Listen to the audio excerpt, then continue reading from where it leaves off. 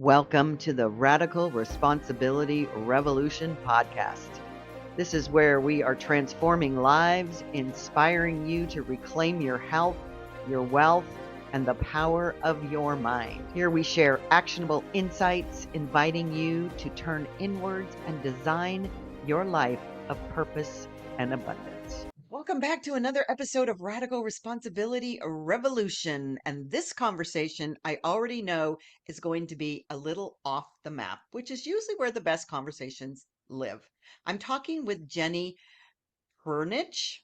She is a mindset and embodiment coach, an energy healer, and someone who works at that intersection of subconscious beliefs, nervous system regulation, intuition, what I like to call the field, that place where we are all co creating life, whether we realize it or not.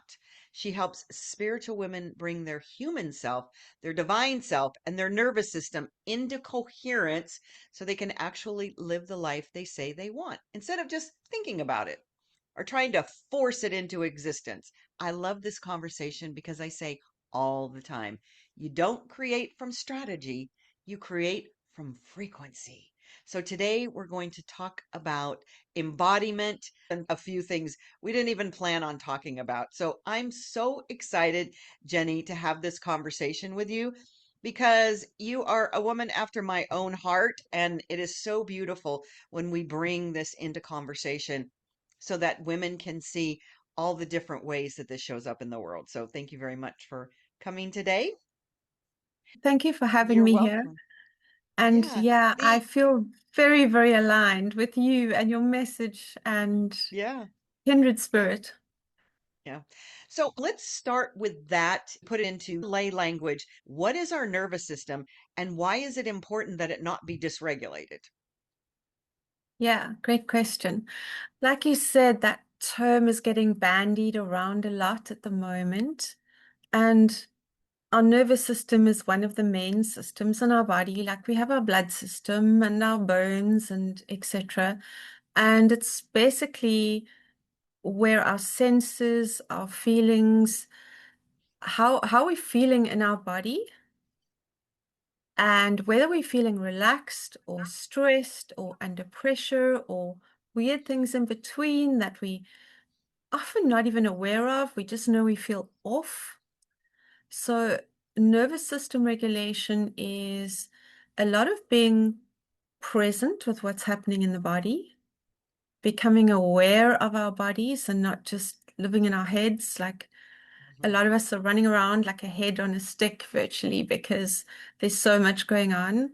So it's dropping the awareness into the body, becoming aware of what the body is saying, and just regulating, basically going from sympathetic nervous system, which is your fight, flight, which a lot of people are living in constantly instead of dipping in and out of, into the Mhm. parasympathetic, the rest and digest, um, chill mode. So both are important for life.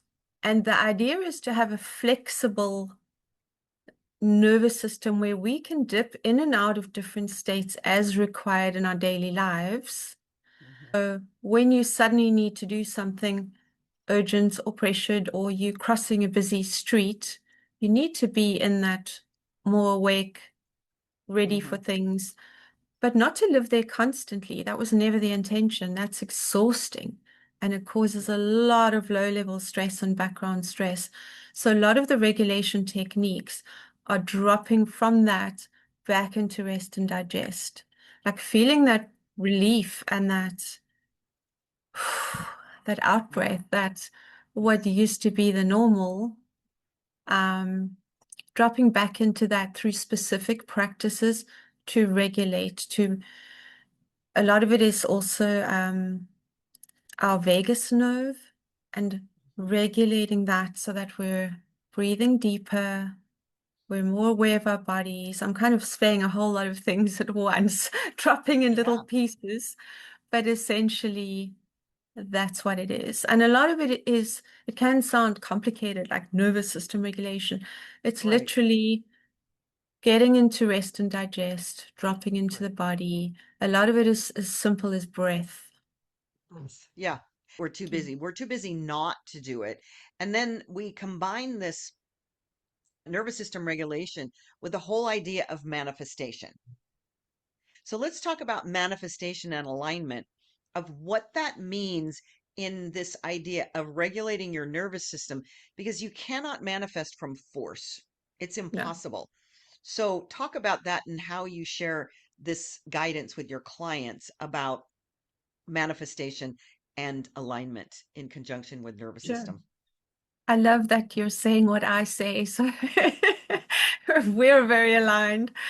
Thank you. Yeah, I think we all have our own ways of saying things, and we're bringing through similar wisdoms.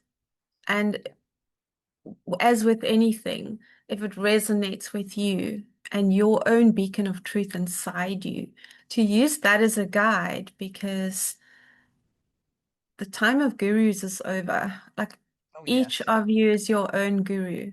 So whatever Mhm. somebody is saying, always take it in with your own judgment and your own intuition and what feels right to you. And then the more subtle version of that is also what you were saying, Debbie, so beautifully, is we will feel that from different people to different levels Mhm. of who feels a certain thing, a truth from somebody, even though they've heard Right. it before, or they might just need to hear it again in different words for it to Exactly. really Hmm. drop in. So it's all of that. Yeah. Um, Manifestation, force, nervous system, this is all my jam. Um, the nervous system regulation part is so, so important because that has to come first. We can't expand and create and be how we want to be in the world to create from our best place while our nervous system is under stress. You need the Mhm. safety before the expansion. So the first step is the nervous system regulation. It's so, so important.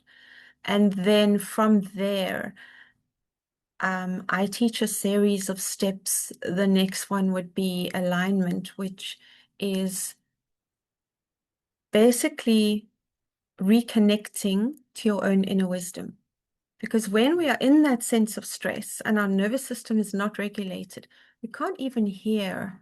We can't hear the messages from our own body. We can't hear the messages from our intuition, from our higher self, from whatever name you want to call it. We can't hear that because we've got these sound like constant voices in our head and busyness. Mhm. And so it's first relaxing that, hearing, tapping into your own wisdom again, Mhm. and then looking at your subconscious beliefs and aligning those, clearing those to align with your conscious desires, because we're manifesting all the time. We're Yeah. such powerful creators. It's not like now we're going to turn on manifestation, Nope. but a lot of the time we're manifesting what we don't want because we're Hmm. sending this mixed signal. So if I want to create this amazing thing and that's what I really, really want. But part of me is saying, you could never have that. Like, are you kidding? That is sending mixed messages. I'm not sending a clear message to this field, this beautiful field that we're all dancing with, that we are reflecting to, and it's mirroring back to us. So part of it is the reconnection to yourself and then the realignment to send that coherent message, which is where the manifestation comes in of what we want, not what we don't want. So it's more becoming the frequency and sending that clear signal. It's your energetic being, it's not your force or your intention. And sometimes even something as simple as a vision board, it depends on the energy with which we're bringing to it. So it can be a very useful thing, or it can literally work in opposite of how we want. Because if we're putting up a vision board of something that feels really far away, And we've got all these subconscious blocks of I'll never really get there. And our conscious mind is trying to force it, like, this is what I'm going. And it's that trying to force the manifestation.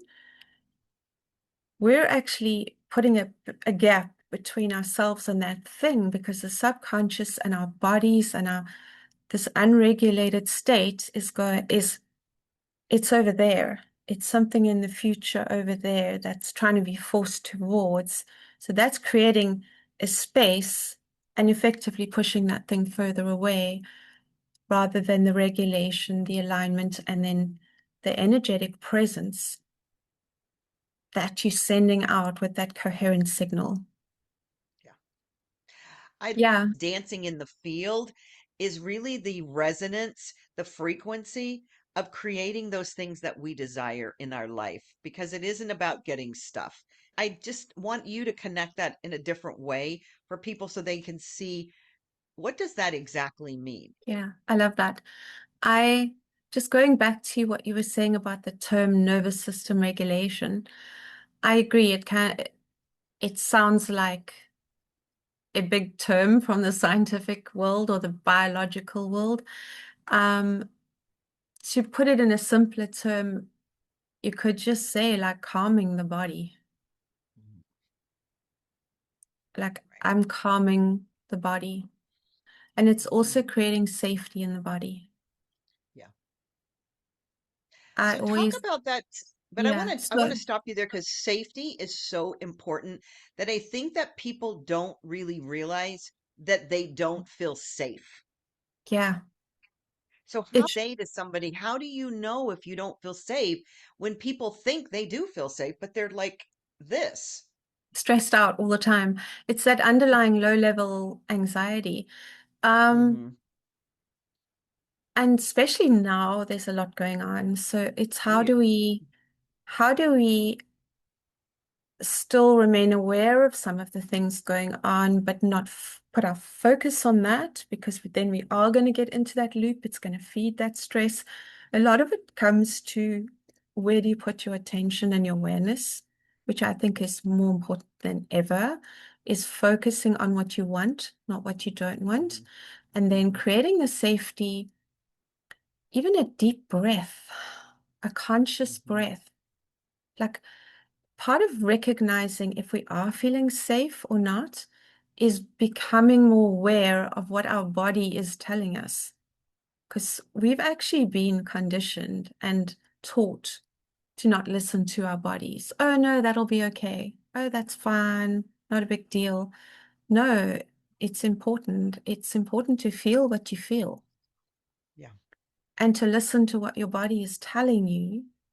So part of that safety comes from a deeper connection with the body Hmm. and listening to that. And just a practical thing, a very easy way that we can switch into the rest and digest is through a longer out breath than an in breath. So we Hmm. take a Hmm. breath in, a Hmm. conscious breath, which also brings awareness immediately into the Yeah. body if you're focusing on the breath. Even if it's one breath, two, three, breathing in consciously and then taking a long out breath. Because that longer out breath actually communicates to your body biologically that in this moment I am safe. Yeah, see, that's a very big thing that I don't Yeah. think a lot of people know is that even that out breath, that long elongated Yeah. says to your nervous system, take it back to prehistoric days and we're running away from tigers and bears, but that says if we're breathing out, If you're being chased by a bear or you're lion, not doing that, you're not going to breathe out longer than you're breathing in. right? But it's a Like it's simple not going to signal. happen. It's a Yeah, it's a simple very simple signal. signal. Yeah, Yeah. that's beautiful because I think that's the important ingredient here is that we aren't slowing down enough to pay attention to our body. I'm just thinking of all the ways that we avoid. We've Yeah. got AI, we've got internet, we've got social media, we've got people that are eating too much, drinking too much, drugging too much. We're not Do you? tapping into heart energy either. Right. Like breathing into the heart. Mm-hmm. And there's the heart is connected to the soul. Mm-hmm. and to our knowing, and we're breathing shallowly, we're focused in the head, and it's like every excuse for a distraction we can have. Sit down for a minute and picking up the phone. What's the next distraction, the next thing? And then if there is something wrong with our body, it's been telling us often for a long time, and we will wait till it gets to some big Right. problem or disease before we take notice. Like you have to get hit with the sledgehammer when it's been whispering and then louder and louder. If we can tap in, there's so many, not just things that could be wrong with the body, things that, oh, like you're sitting skew for like 6 months, like Mm-hmm. straighten basic stuff and breathing properly. So many of us ventilating, not breathing. Breathing. And yeah, we're Mm-hmm. going to get busy. We're going to get distracted. We're human. There's a lot going on. It's not like you need to be perfect at this all the time. But if you can just stop, even like 3 times during your day, Yeah. even once during your day, and take a few conscious deep breaths, that is life-changing. Yeah, I It's think that's so important because once we slow down, what are we looking for? What are we feeling? What are we doing? Well, like you said, it's different for different people. With Right. me, it comes in different ways. It's not always the Mm-hmm. same. Sometimes it will literally be like a download. Like Yeah. I will be, and it's usually when we've stopped and we're quieter. You're not going to have a download usually while you're in the middle of writing stuff and doing stuff and busy. But the moment we're slower, even with an activity like cooking, Mm-hmm. if you're cooking and you're in the flow and you're enjoying it, or you're painting, or you walking in nature is a big one with me, or Yeah. sitting quietly, sitting in my garden. Sometimes it's literally like a download. Sometimes it's a quiet thought of Yeah. oh, like or piecing things together that have dropped in that we've heard that suddenly make a new pattern once they're Mm-hmm. together. But we need that time and that space to make those connections and to let things drop in on a deeper level. Because if we're just taking in information, taking it and constantly on the go, there's no integration time. So part of it is letting things integrate, which are kind of in our awareness. Part of it is just allowing space for new things to drop in. Sometimes we see something in a different way. Some people are more visual, some people are more audio, some people literally hear a voice. I think it's also letting go of expectation that it has to look a certain way Mm-hmm. and trusting what shows up for you. Yeah. Everything is God, universe, and that we could get a message if we're expecting to receive information from a billboard, from so many things can come in to our observation, and then listening to, is this important? I don't know why. This morning, in the last 2 days, I've seen two um, Ford Broncos. They're a type of old car, the old ones. And I thought, well, isn't that interesting? Like my intuition says, here's a breadcrumb. I'm going to show you more in a minute. I'm like, okay. But I love that being curious about I was what's just gonna happening. say, curious. How can be more curious in our lives? Yeah. One of my mentors has got this beautiful expression. She talks about being curious on the adventure, Hmm. like the adventure that is life, and Right, bringing curiosity to that. Immediately that opens you up. right. And it also lets go of the expectation it's got to look a certain way. And when you're curious, you're noticing more things. Yeah, You're looking out for things.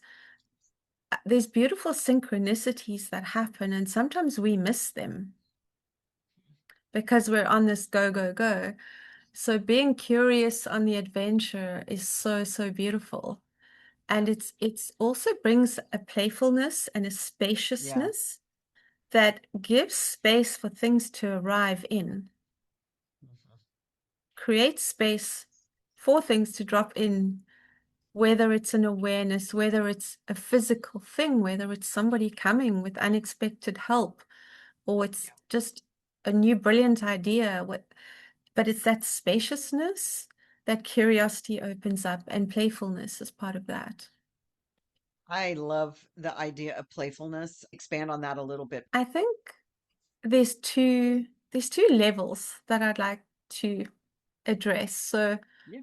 on the one hand, it can be literally having the mindset of playfulness that you can apply to almost anything.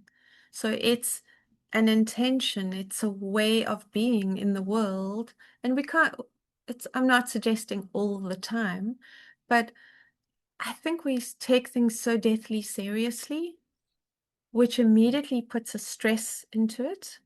Yeah. When if we just allowed that little bit of gap and approached it with a curiosity and a playfulness, even business ideas or conversations with people. Sometimes we're so in go, go, go. We're having those kind of go, go, go conversations, even with friends, like Hmm. allowing that playfulness to come back into conversation or into daily actions or just framing it from a different perspective. So there's that. And then in terms of specific activities, this is where it's very different for each person. And the key would be tapping into what brings you joy. Like, what things do you love? I I love painting and reading and walking out in nature. And I also did adrenaline sports back in the day, and I Mm. love things like that. I love camping and hiking and all of these Hmm. things. And when I was at a stage in my life where I was just working all of the time before I started doing what I'm doing now, and I lost touch with my joy. I stopped doing the things, ex- except for like camping at certain times, but I stopped reading and painting and doing these things. And I had to stop and think, when last did I do that? And how did I lose touch with that? And really tap into that and actively start bringing these things back in. And sometimes it's new things. It's not necessarily what we've done in the past, because we're Right. growing and changing and we're new Hmm. each moment. So Yeah. what would fill me with joy now as the me that I am now? And just playing with that and thinking of ideas, and doesn't have to be big. We can take small steps and just be when we let joy in, more and more comes in. As simple as looking at a flower and really looking at the flower and Mhm. smelling that flower and being present and feeling, letting yourself feel that joy of, wow, look how beautiful this is, opens us up to then bigger things. Oh, there's this, there's that. So it doesn't have to be, now I'm going on this 3-week holiday adventure, and if I don't have that, I've got to be working and serious, and I can't have joy, and then I'm going to wait, and then I'm going to have it over here. It's bringing it into daily life in small ways that can sometimes be big ways.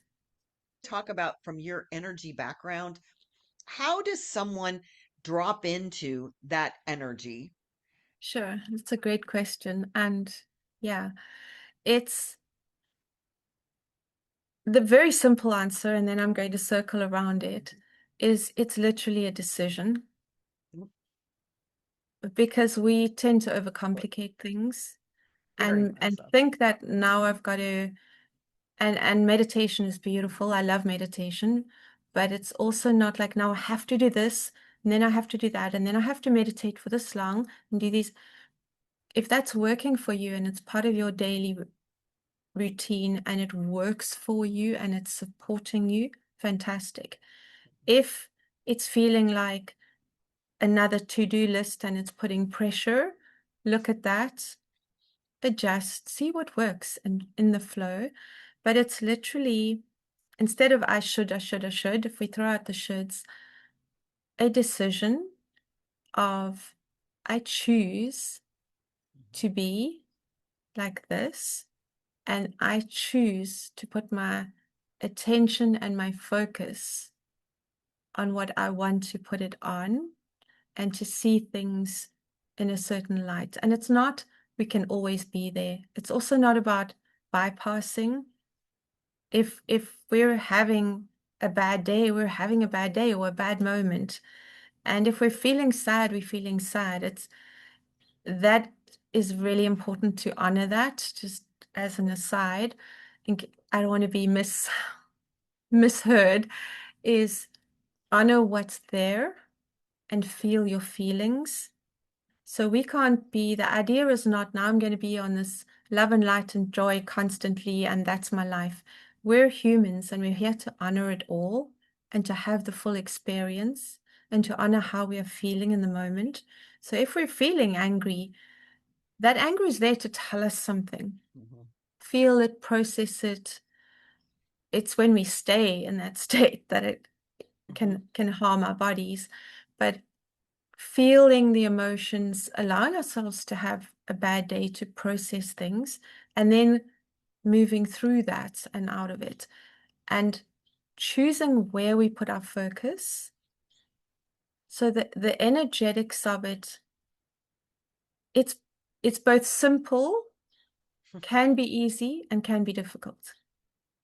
Sometimes in the moment, it can feel impossible. But if we're really practicing that, and we find it easier and easier to dip into that space where actually energetically, this is how I'm being. It's a decision.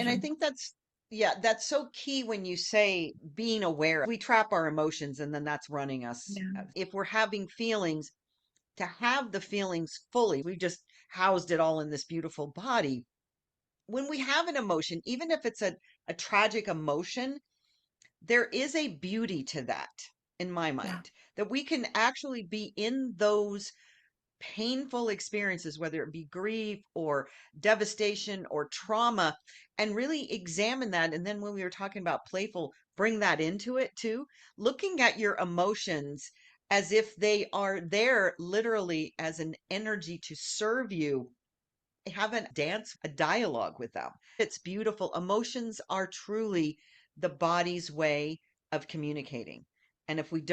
Absolutely. And they're there to be experienced and felt and honored.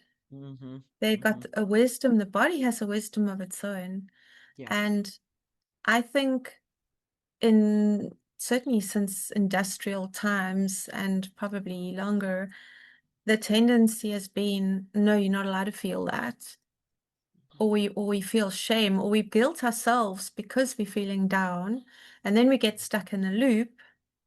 Then it's like the head to the emotions to the head. It's not about that. It's breaking out of that, but just being present with what is, and then allowing that to process and not attaching the meaning of, no, I shouldn't be feeling that, or making it mean what it doesn't mean. It's being present with what is, and then applying that to also being present with the joy. And we can hold two conflicting emotions at the same time and be present with both.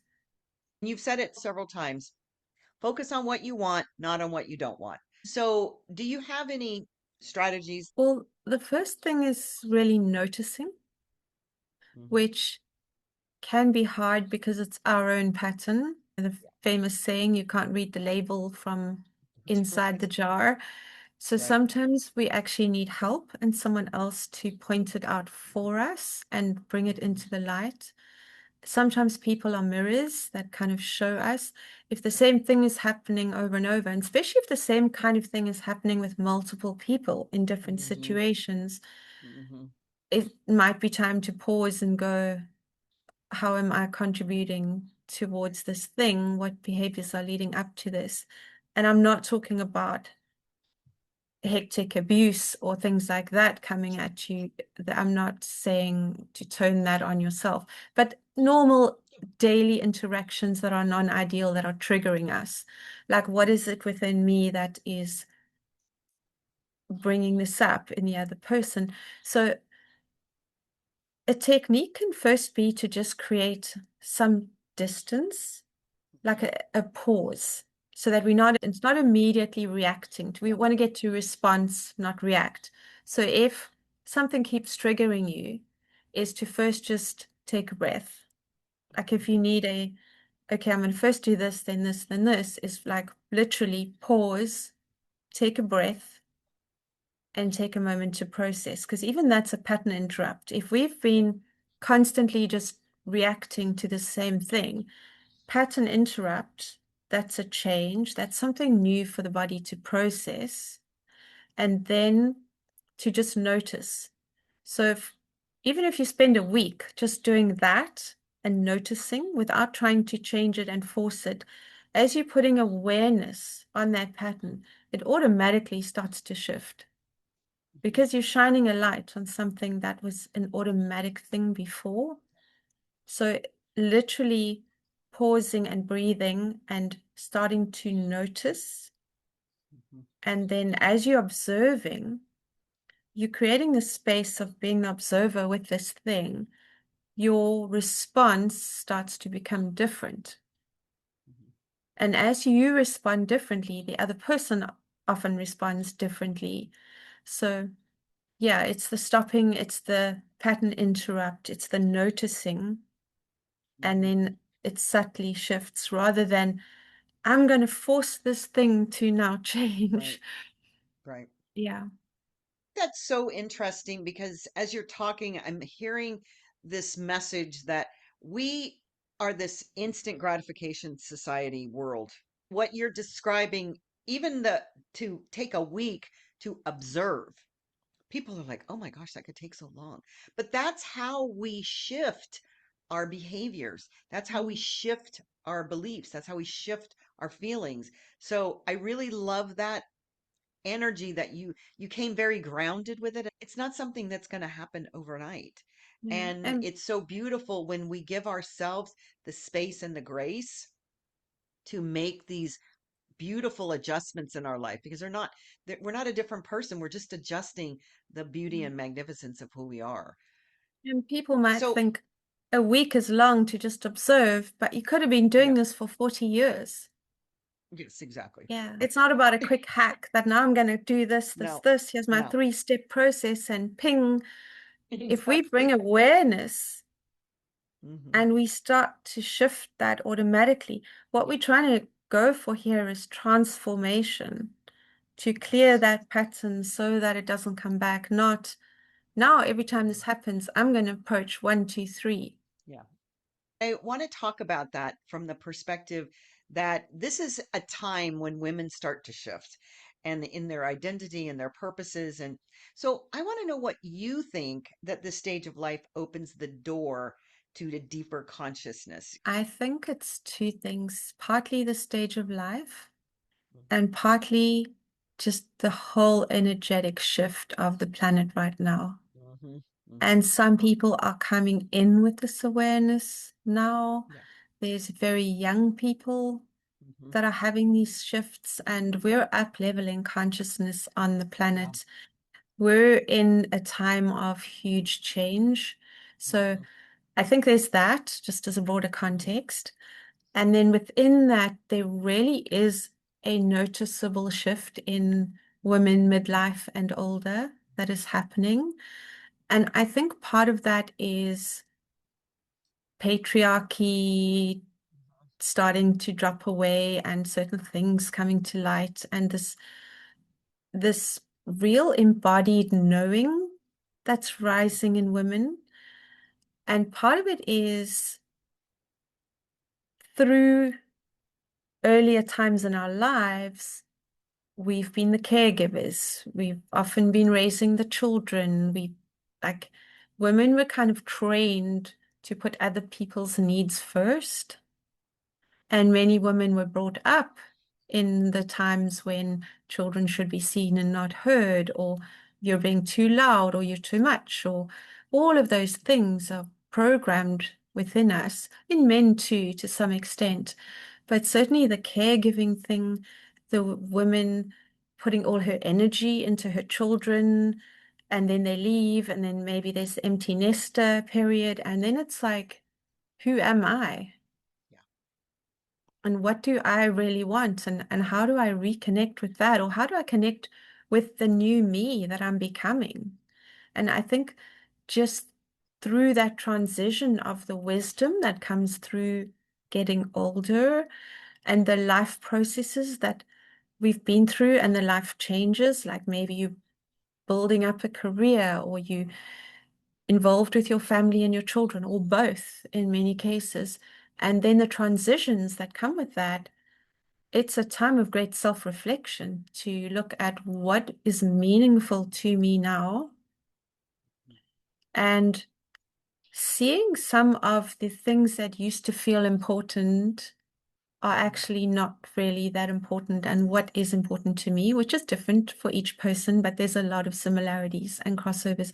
So I think it's the stage of life combined with all the things that were literally put on women through society, and then this general awakening that's happening on the planet right now. So this we're living in really interesting times.